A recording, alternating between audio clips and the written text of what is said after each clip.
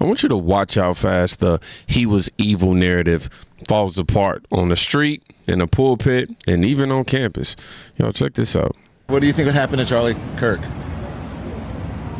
It's just messed up. Totally messed up. You know, that was messed up. Like, nobody deserved that. He definitely didn't deserve that. He was a good guy. You think he was a good guy? I think he was. You Only think? Kirk you Good recognize morals. is Captain Kirk. The what? The only Kirk you recognize is Captain Kirk. I don't know Charlie Kirk. I don't know who You that don't is. know who it is? I don't know who that is. I know who it was. Like, you I only know about him when all of us have flaws. I can't really tell you what to believe in or how to feel. Like, everybody's having a human experience. Like, why knock him for having this human experience That's or what he right. believe in? Even though even though he says things that are anti-women, black, all that. I can't judge him for that. You can't. I can't judge him for that. But I can use judgment. He didn't deserve that. Right. Yeah. He's a human being. Yeah, You are very spiritual. You know, yeah. I You can't sound go like, left. I can't go left with that. No, you sound like, you mean left, going Yeah, left, like, not left. because I'm right. humanity. I'm humanity and left first. No, I love that. So the first person I spoke to here didn't want to be on camera, and he said, I can't judge him because I'm not God. And so let him, whatever the reaction is, if the government wants to give him a state-like funeral, if they let him do it because God is the only judge. And Yeah, like, nobody really can judge him. Yeah. And, like, I kind of, like, seen him before all of this happened, but I don't see whatever everybody else was seeing. So, you know? Yeah. Yeah. Hey, that's how you feel. Have a good It's one. nice to Okay. see you. A New Yorker who doesn't need a blue check to have a backbone, while Don Lemon, this guy, tries to wedge in racist, sexist. She says, well, she stays on humanity. She focuses on that. Good guy, good morals. And refuses to celebrate death. That's the average look at me. That's the average American heartbeat the media keeps missing. Now, hear it even plainer from another voice that they did not expect. Today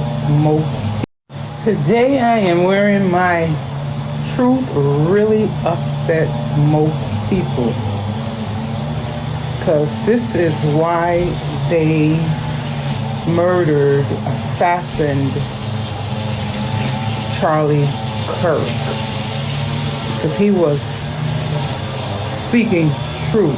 Everything he said was true, and they couldn't handle it. They could not handle the truth. Now, short and sweet, but she says the quiet part out loud. They couldn't handle the truth. Whether you like Kirk or not, the principle is simple. Speech gets answers, not bullets. And every time regular black voters say this, the Kirk equals racist talking point loses its oxygen. But why do some people feel justified celebrating violence at all? Especially on the left, right? There's a blueprint, and my guy Jeffery Mead, he lays it out. We have been elected to lead, not to blame the other side, not to stoke hate and division and anger and fear. This was a horrific murder that we saw play out. We each have a responsibility to bring this state and this country together, not to continue to divide. Democrats continuously create a permission structure for violence. This is important. I also want you to think about this. How many times have you seen Democrats calling for unity with Trump? Really think about that. How often or how many times have you seen Democrats calling for unity with Trump? Now, I also want you to ask yourself, how many times have they tried to completely destroy him? Now you see a lot of Democrats calling for unity after someone that had their beliefs murdered one of the most influential people on the right in cold blood. It's hypocritical. It seems they want unity when their side has done something wrong. Listen to this, and this is important because, again, when I was talking about the permission structure for violence that Democrats have created and continue to maintain, listen to this. This isn't random. Charlie Kirk's assassination and the celebration of it fits into a historical playbook that has repeated over and over again. When you understand the mechanics, it becomes obvious where America's heading if this isn't confronted. Step 1, define the opponent as evil. Every time Democrats call conservatives fascist, Nazis, or threats to democracy, they aren't just debating.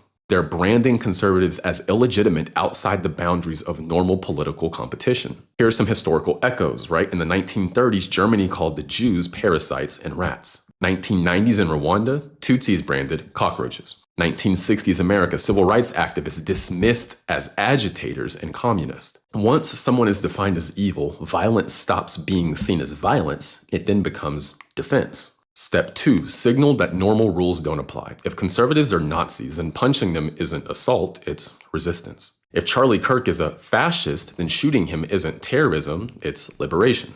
This is how permission structures form, not through direct calls for violence, but by shifting the moral framework so opponents no longer qualify for the same protections.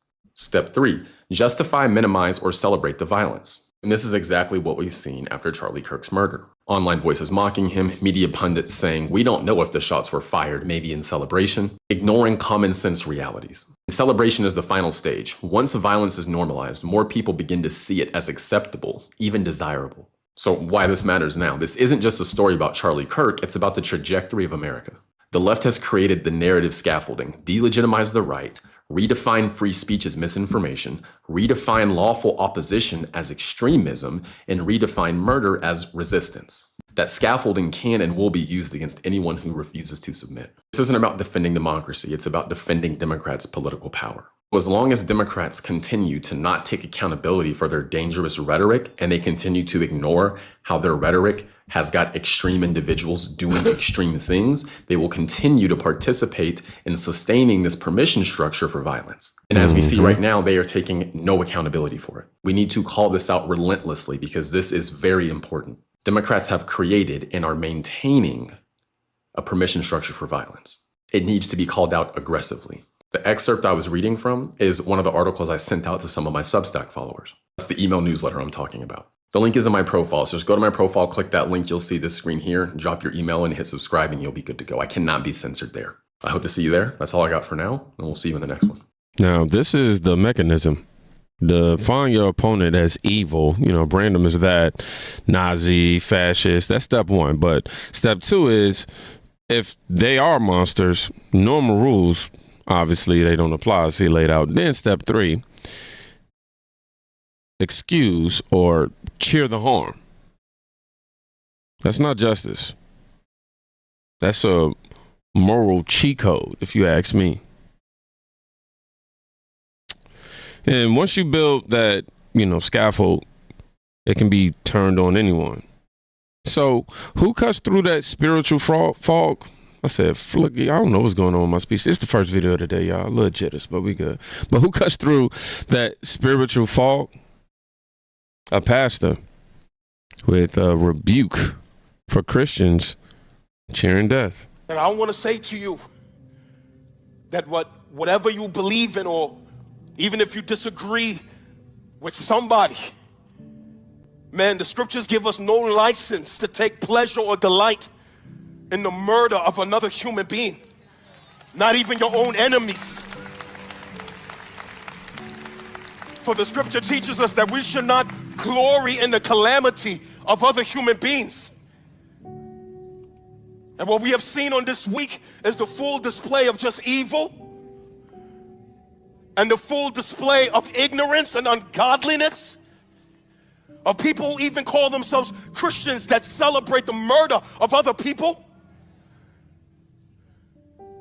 That even if my enemies died, I have enough character to not celebrate the death of my enemies. And that some of us should just get off of social media because what we're doing is making our ignorance palpable.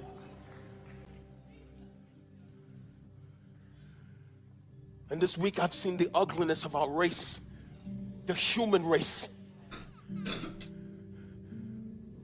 And if there's ever a time for us to lean into the words of God, we should lean into what God said during the days of Solomon after he built that temple. We should lean into these words because I'm telling you, even as a conservative, hear me, that policy is not going to fix this nation. And no president is going to fix this nation. Not 47, not 48, not 49, 50, or 54. And we as a church got to stop pointing our fingers outside to think that all these things on the outside is going to fix this nation. No, family, that's not what your Lord said to you. He said, but if my people Second Chronicles 7:14. If my people who are called by my name will humble themselves, not the world. He ain't talking to the world to fix the trouble we're in. He talking to you.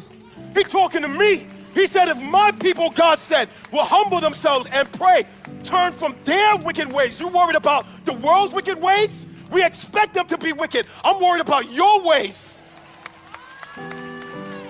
What are we talking about? We expect them to be ungodly. I'm talking about your ways.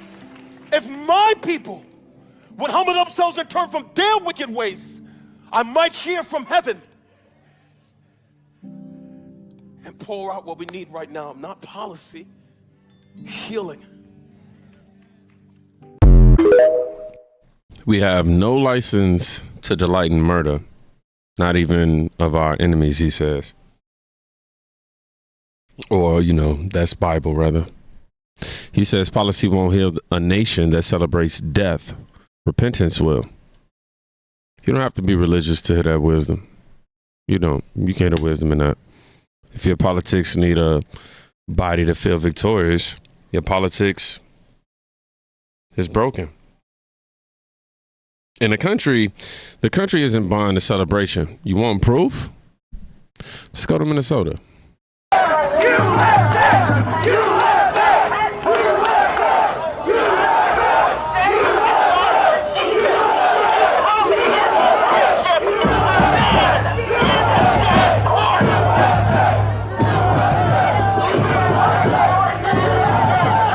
Yeah, you got students drowning out the protests with USA, USA. Yeah, you can't manufacture that kind of energy. It's earned when people get sick of the smear playbook. Now, if you're done with the permission for violence narrative, make sure you share this video because here we plan on telling the truth every single day. Now, in the wake of this video, if you made it to the end of this video, I know I said videos a lot, but hopefully you was following me. Right? No permission needed. So I know you made it to the end. Y'all be safe. Go check on a friend today. You can quite literally be saving their life. Peace.